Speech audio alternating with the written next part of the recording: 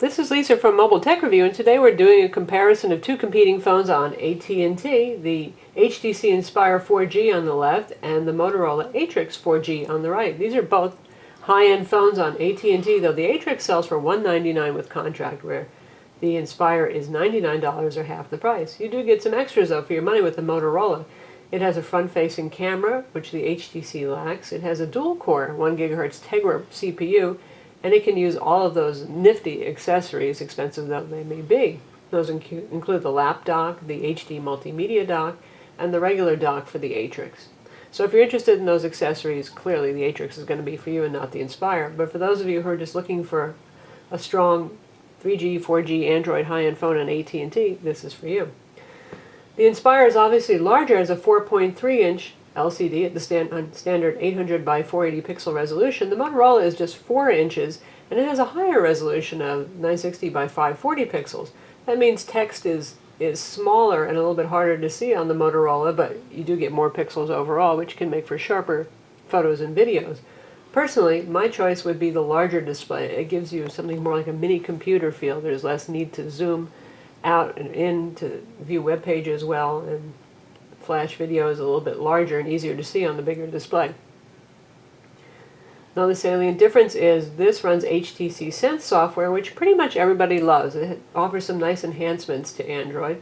You've got this big old flip clock with the weather, but that's not the only thing. They have FriendStream, their own news, all sorts of little handy widgets and little customizations that just make Android a little bit friendlier to use.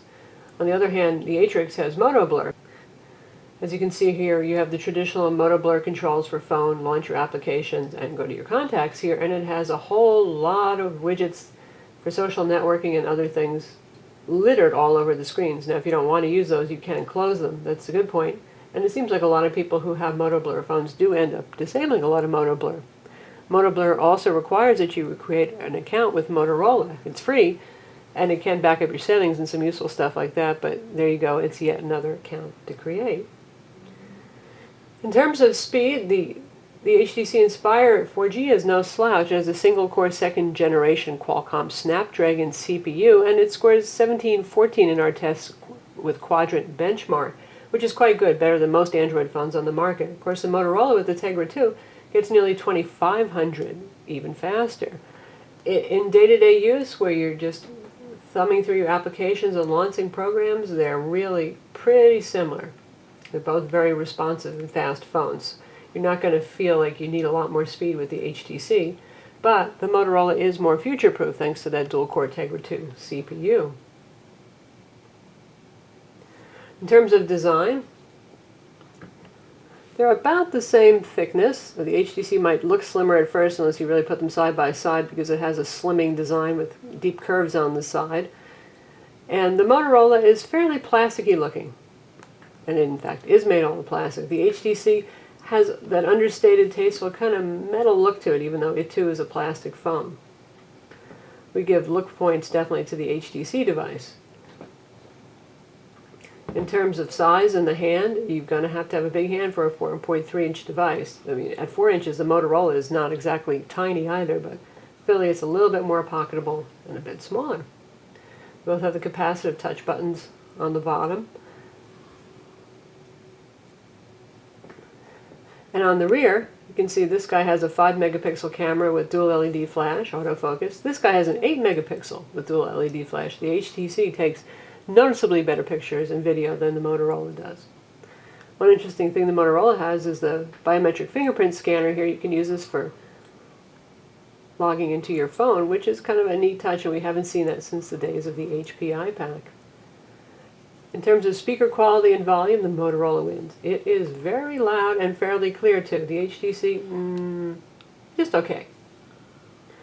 In terms of comfort level holding to your head, the Motorola is a little bit more rounded and more comfortable, and the HTC has this little rigid edge here for the speaker grill that tends to grind into the ear a little bit. So let's take a look at some software and other things on the two devices in detail. And now we're going to compare a flash playback. We're on the same video reviews, a video review of the HTC Thunderbolt on Verizon on both, and we'll see how they play. Atrix on the right, Inspire on the left. Both running off of AT&T's 3G network, This is Lisa or from 4G as they call it. and this is the HTC Thunderbolt. Atrix got started faster. This is their flagship phone. It runs Android OS 2.2 Froyo with HTC Sense software, and that's not the big deal. What's the big deal is the 4.3-inch display that's quite colorful. It's down according to Google's speedtest.net. Upload speeds have been a little slow for us, but we're still testing them. They were running in full screen mode. 5 minutes. In fact, we've actually used this with the Wi-Fi hotspot. It's hard to tell right now because they're both playing, but the Atrix has a louder speaker.